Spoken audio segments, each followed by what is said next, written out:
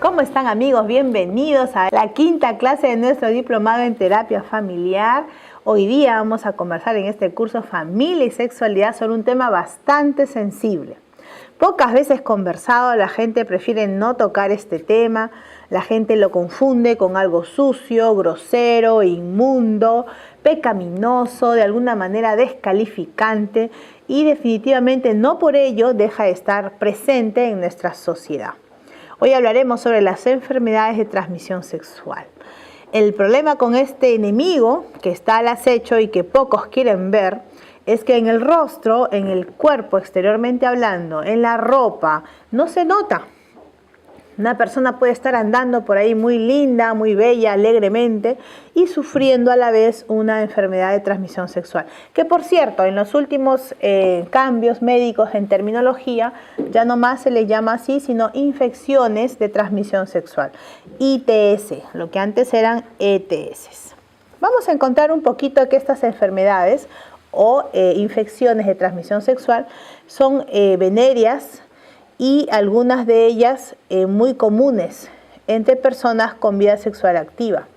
Existen más o menos 20 enfermedades venéreas, entre las cuales la más mortal es el SIDA. Esta es producida por el virus de inmunodeficiencia humana o VIH. Otras pueden ser la sífilis, la gonorrea o la clamidia. Estas infecciones pueden ser transmitidas mediante la actividad sexual, ya sea por penetración vaginal, por sexo oral o anal.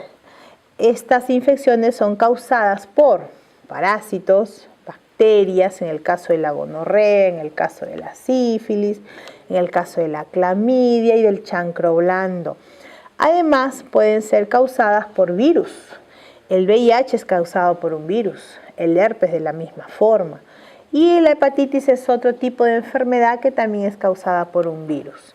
Cuando ustedes encuentran que la actividad sexual tiene otras zonas de exploración, que no son solamente la vaginal, pene, vagina, sino que empieza a explorar, a navegar esa pareja en otras zonas del cuerpo, como son la boca, por ejemplo, un lugar, una zona con sus propias bacterias, con sus propias características, delimitada por Dios para una función específica, y además empieza a navegar, a explorar, a indagar por otras zonas como es el ano, por ejemplo, creado por Dios para una función específica, con una caracterización determinada, con sus propias bacterias, sus propios microorganismos, su propia flora.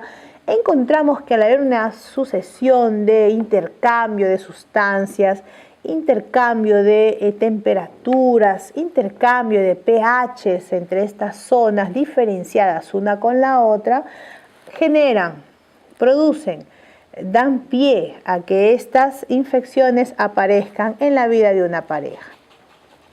Las enfermedades venéreas virales más comunes son el SIDA, el herpes genital y las verrugas genitales. Para más de uno de nuestros amigos que hoy nos siguen con él, la clase debe estar bastante abierto a esta información, porque tal vez más de uno en su vida jamás escuchó estos términos, jamás tuvo idea siquiera de qué cosa es esto, en qué consiste, jamás alguno por ahí tal vez habló de esto con alguien, y encontrar que esto es real, es posible, que mucha gente anda por ahí con un rostro limpio, un cabello muy peinado y que internamente está adoleciendo de estas situaciones, pues debe ser algo muy sorprendente y expectante. Y la clase de hoy nos va a abrir luces, nos va a dar información sobre esta realidad. El SIDA, por ejemplo, es una enfermedad de transmisión sexual causada por el virus VIH, virus de inmunodeficiencia humana. Este virus destruye la capacidad del cuerpo para poder defenderse contra las infecciones. Puede transmitirse por actividad sexual, por compartir jeringas o contactos con fluidos corporales.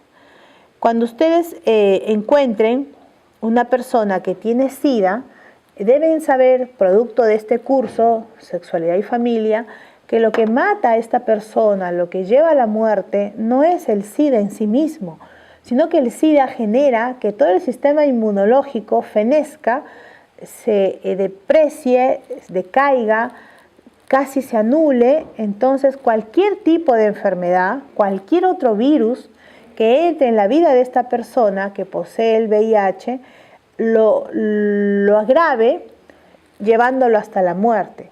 Las personas que sufren de SIDA tienen que estar constantemente viviendo en función a las vacunas que eleven, que potencialicen su sistema inmunológico. Estas vacunas, por cierto, son bastante costosas, pero son la única forma en que se puede mantener la salud, porque las personas con SIDA están facultadas a nivel de sus extremidades, a nivel de su capacidad neurológica, sus capacidades laborales, sociales, están aptas, siguen vigentes. Entonces son personas que trabajan, son personas que estudian, son personas que tienen una vida social real, pero el riesgo grande es de adquirir cualquier tipo de enfermedad, porque un resfrío los podría matar. Con esas vacunas lo que ellos hacen es prolongar la vida al elevar su sistema inmunológico. No solamente se contagia el SIDA a razón de una relación sexual, más que de sobra es sabido que cuando esta enfermedad surge y aparece en el mundo, la gente tenía una especie de pánico, porque aún el tener uso de la misma navaja con la que se corta el cabello una persona que tiene SIDA, salir un poquitito de sangre, no ser desinfectada esa navaja y ser otra persona atendida en la misma peluquería con la misma navaja que tiene los restos microscópicos de la sangre de una persona infectada por SIDA, pues le contagiaría de manera inherente a este nuevo cliente. Estos fueron sucesos y condiciones desencadenantes para un pánico masivo en el mundo. Todavía es razón de cuidado el tener que intercambiar de manera visual y confiable las diferentes agujas en un procedimiento de enfermería o médico, que sean agujas nuevas, porque es otra vía de contaminación, otra vía de contagio. Si se usan navajas, si se usan gilets, si se usan bisturís, que las hojas de bisturí sean a nivel visual medibles, confiadamente cambiadas para poder garantizar la salud y evitar el contagio. Los fluidos también a nivel de sangre. Cuando una madre sidosa está gestando un nuevo ser, las vías de sangre entre la madre y el feto están siempre yendo y viniendo en una sucesión de dependencia constante y de contaminación también. Entonces los niños gestados por una mujer con SIDA suelen también nacer con el mismo virus. Son formas de contagio. A través de un beso es imposible, a través de la secreción nasal que emite una persona con SIDA y cae en la piel de una persona sana es imposible, a través de pronto las lágrimas que puedan secretar una persona con SIDA y otra que la pueda secar y retirar, no podría ser una forma de contagio. Vamos a hablar ahora de otra infección que es el herpes genital o virus VHS, que causa infecciones. La señal principal cuando una persona posee esta condición se presenta a través de ampollas. ¿Alguna vez se han quemado ustedes?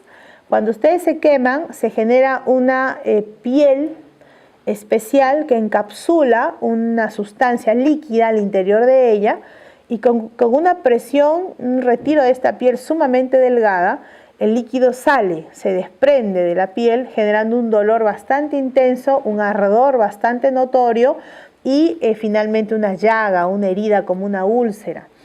El herpes genital se presenta como ampollitas que duelen mucho o, propio de este reventarse de la ampolla, lesiones abiertas en la zona genital.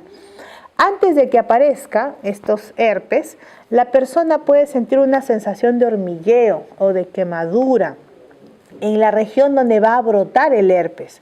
Esto suele darse en las piernas o en las nalgas. Entonces ustedes imagínense una sucesión de ampollitas productos de quemadura.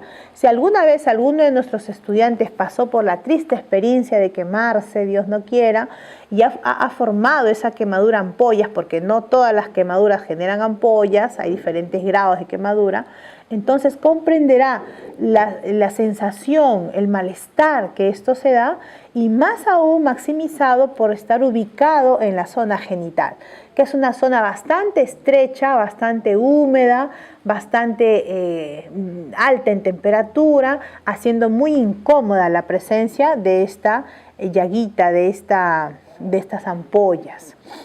Las verrugas genitales son otro tipo de infección diferentes a las que hemos trabajado con el herpes, y es un virus el que genera esto, el conocido virus papiloma humano o VPH.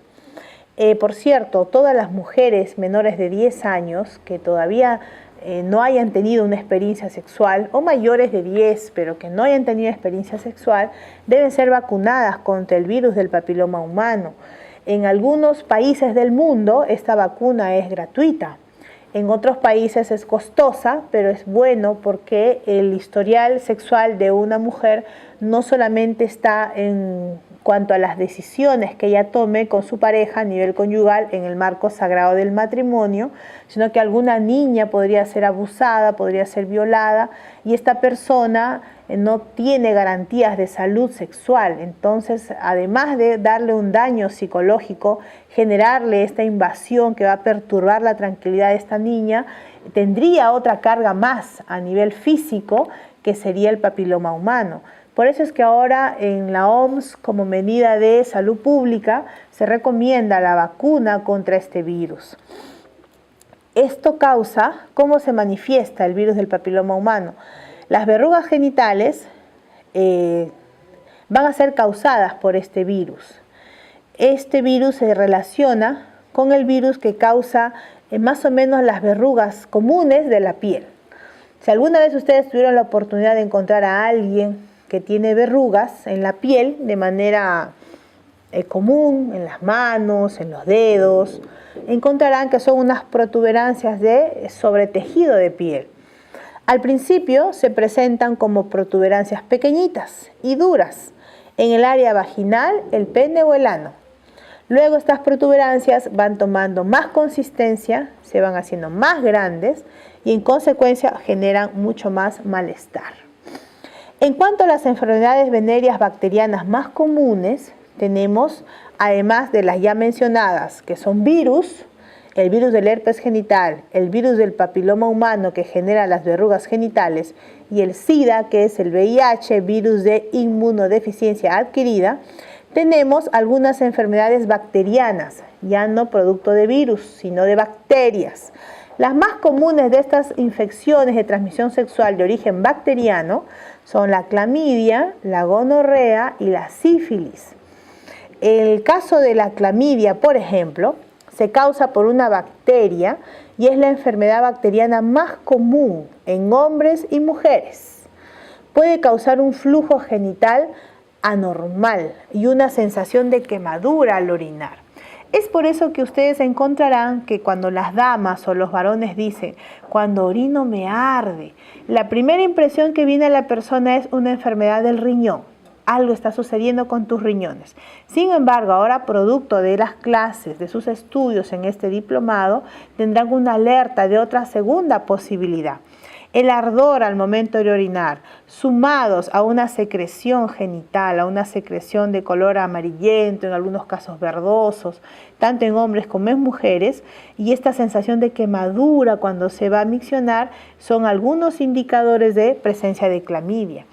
En las mujeres, si no se tratara a tiempo esta situación, puede causar una infertilidad o embarazos ectópicos, o sea, cuando hablo de infertilidad, la facultad de que el óvulo baje por el canal de la trompa de Falopio, expulsado por el ovario, tenga una ruta libre, una ruta eficaz, saludable.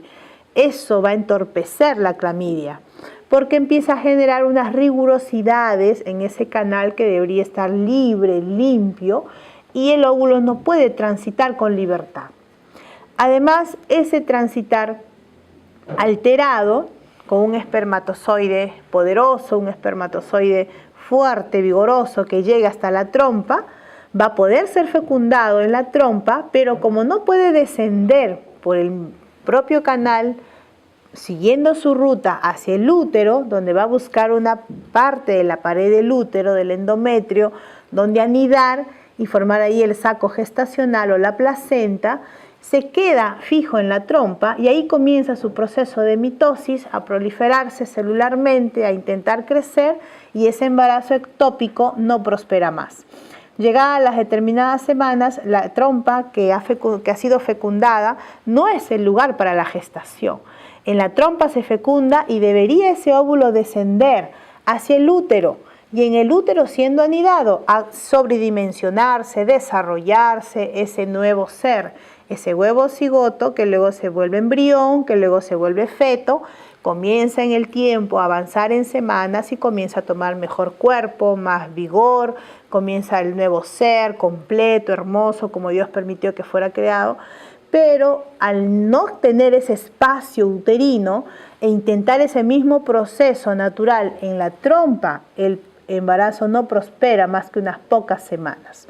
A eso le llamamos embarazo ectópico. El legrado, la limpieza del útero y todas las zonas implicadas es el proceso que sigue frente a un embarazo de este tipo. La pregunta es, ¿qué originó que ese ovulito fecundado no bajase hasta el útero y encontrara una parte de la pared del útero y fuera ahí implantado y el crecimiento desarrollado de manera óptima? Una razón es la presencia de la clamidia, que es una infección de transmisión sexual de origen bacteriano, porque la clamidia va a alterar la estructura de la trompa de falopio, impidiendo que el óvulo fecundado curse el ciclo natural que le correspondía a un nuevo embarazo. La gonorrea es otra ITS de tipo bacteriana. Es causada por bacterias, ya lo mencioné. Los síntomas más comunes, ¿cuáles son? Descargas de flujo vaginal o secreción por el pene y dolor o dificultad al orinar. Un indicador de salud sexual, tanto para hombres como mujeres, es qué clima se genera al momento de miccionar. En el caso de las mujeres, el meato urinario está separado de la vagina. En el caso de los varones, tenemos la misma estructura, los conductos relacionados para funciones diferentes. Entonces, el bienestar que pueda sentir un varón al momento de miccionar es un indicador de salud sexual también, además del sistema excretor y los riñones y todo lo que implica la eliminación de la orina. Tenemos que tener mucho cuidado porque cuando hay gonorrea aparece una dificultad, un dolor, una molestia al momento de miccionar. La gonorrea es más grave en las mujeres porque también produce embarazos ectópicos e infertilidad. Muchas mujeres no saben por qué no pueden concebir. Muchas mujeres se preguntan, ¿será que soy estéril?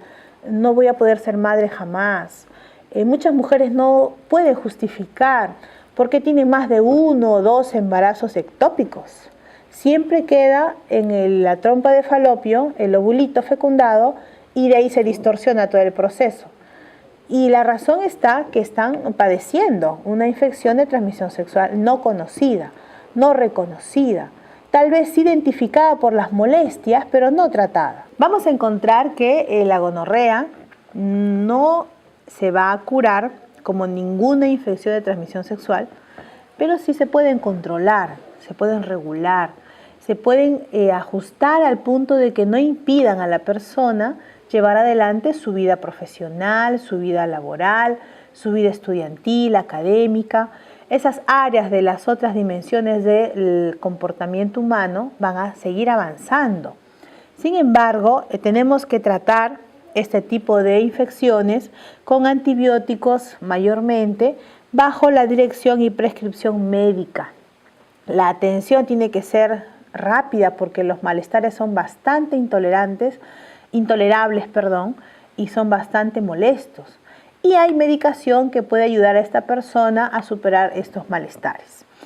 En el caso de la sífilis, vamos a ver que es una enfermedad silenciosa. Tiene síntomas leves, casi no se nota. El síntoma más temprano es una lesión abierta e indolora que puede aparecer en el pene, alrededor o dentro de la vagina, cerca de la boca, cerca del ano o en las manos. Como es una bacteria, las bacterias se trasladan y se contagian. Y encontraremos que empiezan a invadir zonas por contagio. Si se deja avanzar, puede atacar al corazón y el sistema nervioso central. Su tratamiento puede hacerse también con un antibiótico muy potente, muy fuerte, como es la penicilina.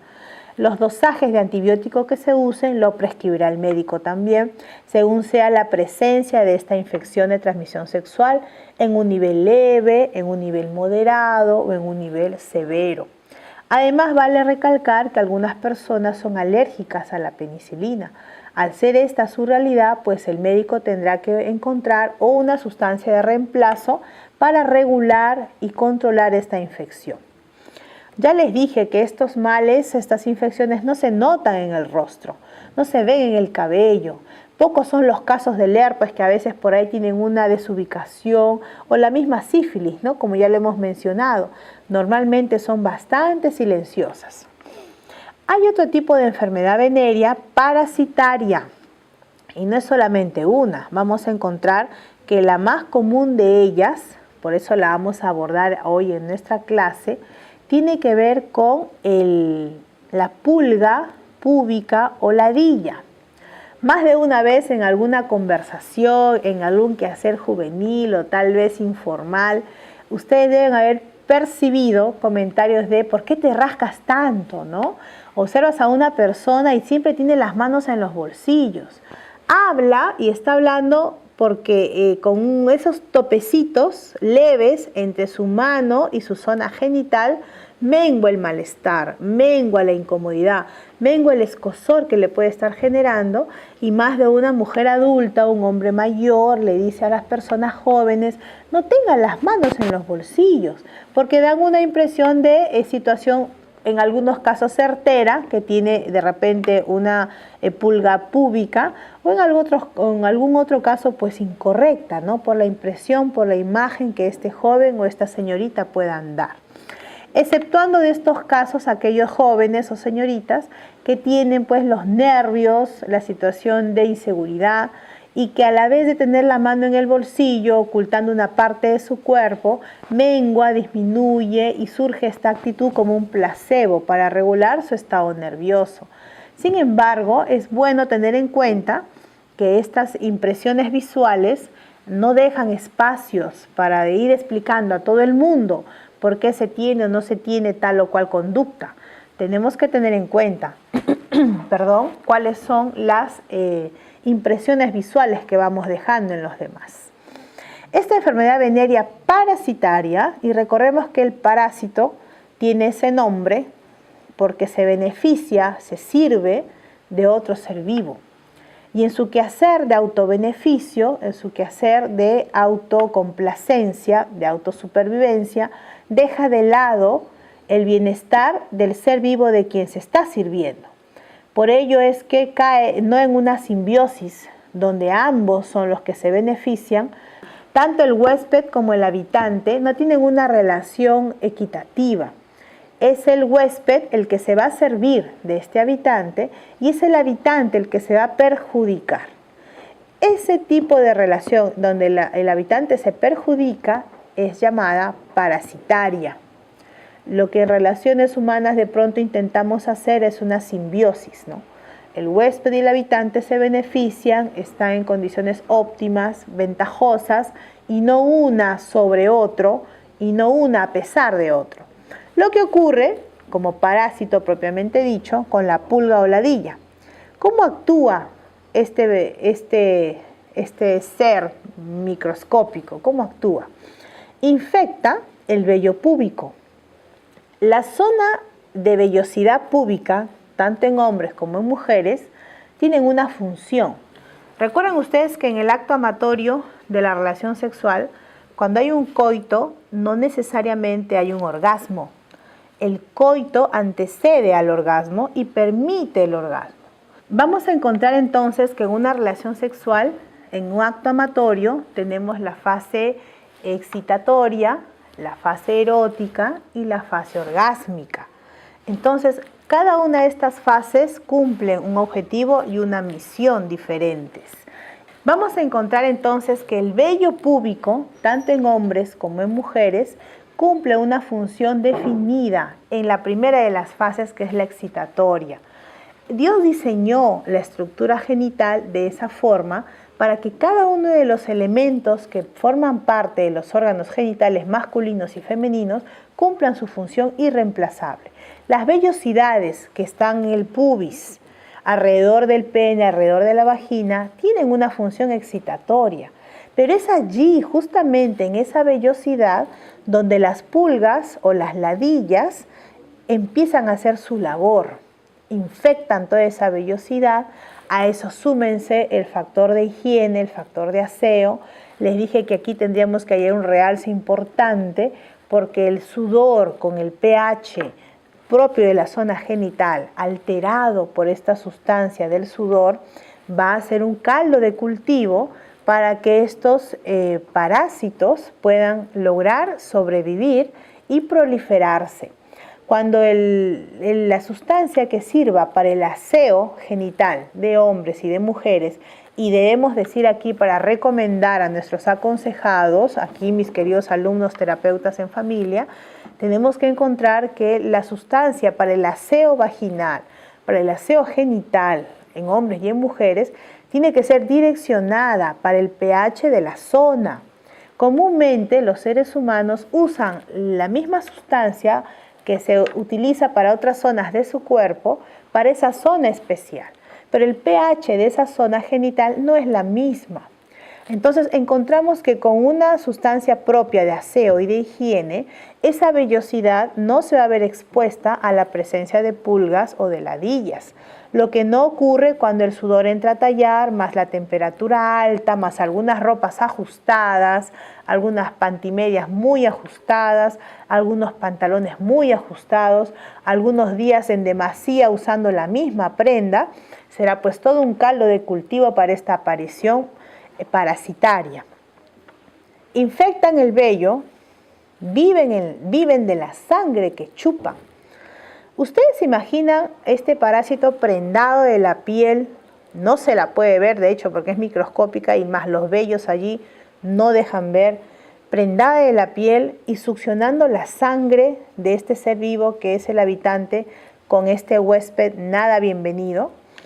Se transmiten estas pulgas o ladillas a través de la ropa.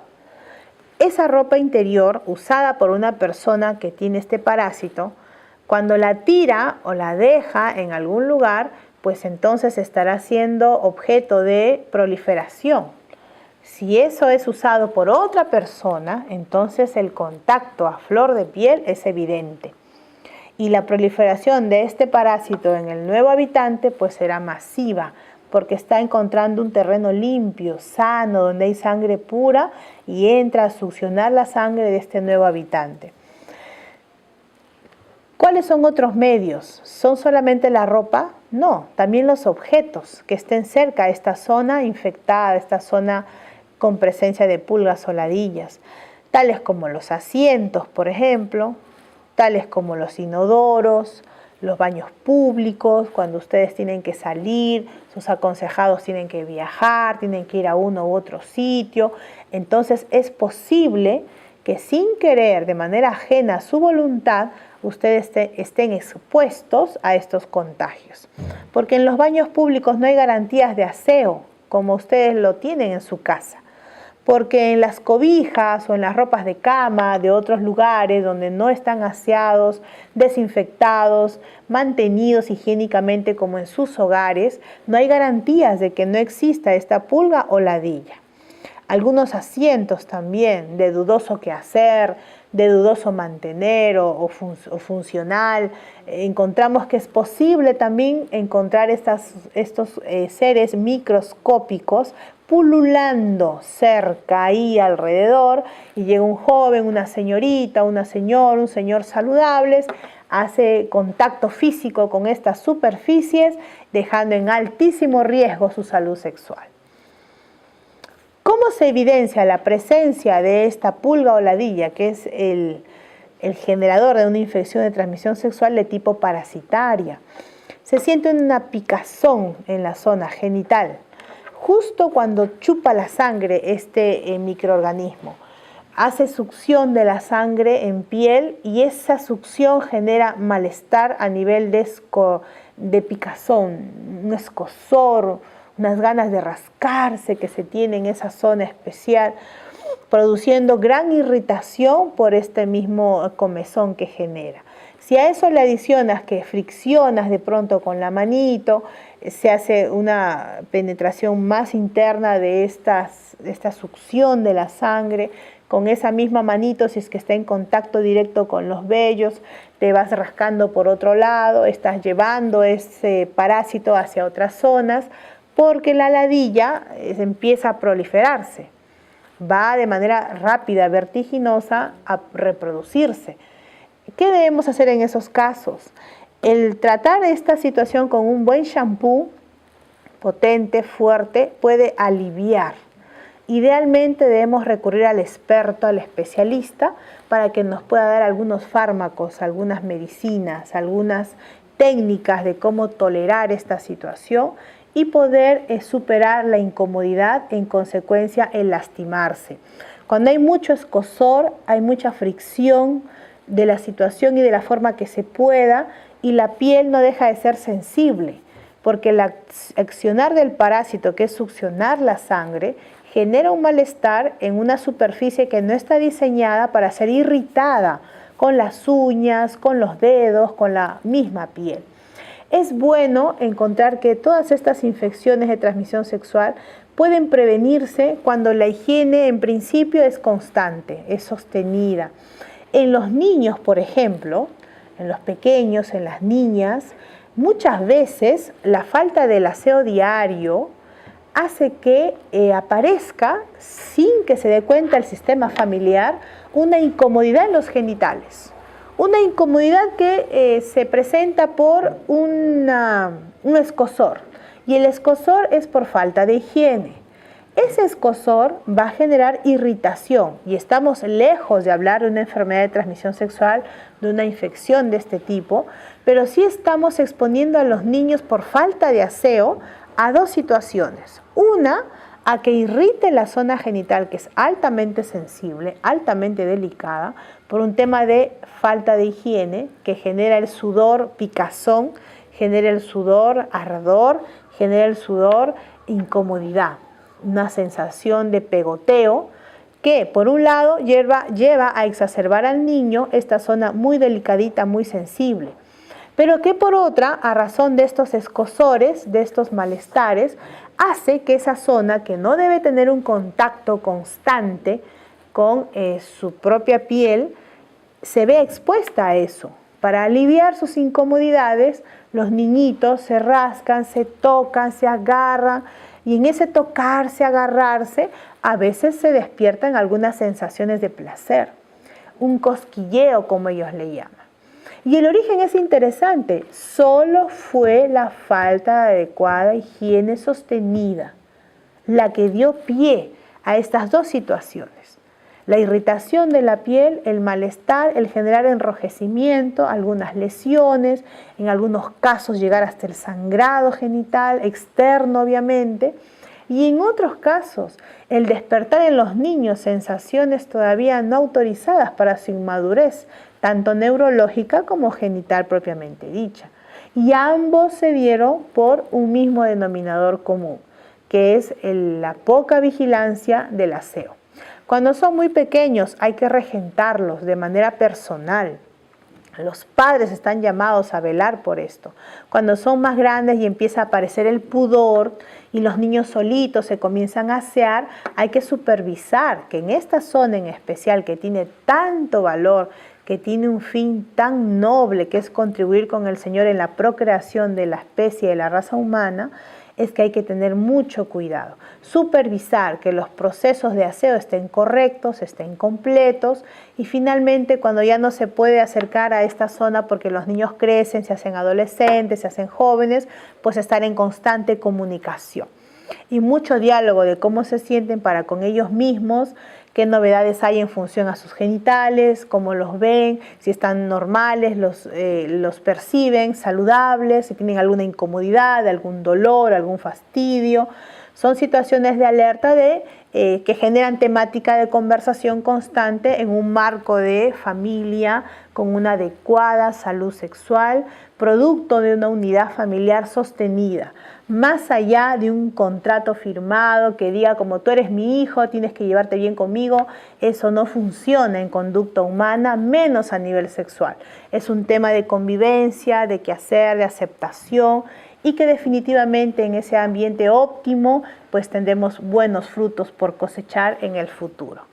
Estamos realmente muy contentos por todo lo que hoy hemos hablado. Hemos conversado sobre infecciones de transmisión sexual, un tema bastante sensible, bastante penoso por las características físicas que van generando en las personas que lo sufren y bastante atractivo porque esto no se nota en el rostro, no se ve en los ojos, no se nota en el cabello.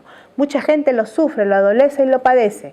Si alguien viene a consultarte como terapeuta, alumno de este diplomado de la Facultad de Teología, pues tienes los recursos y los insumos para poder dar una atención primaria, enfocarlos en la macrodimensión de su situación fisiológica, de su situación psicológica en consecuencia, darle la atención, la orientación adecuada y, de ser necesario, derivarlo de hecho a un médico para que le ayude a superar esta infección de origen patológico, fisiológicamente controlable, aunque no curable, o derivarlo a un psicólogo si es que lo ve como una condición de autoculpa, de autocensura, de vergüenza indescriptible, generándole un sentimiento de culpa incontrolable.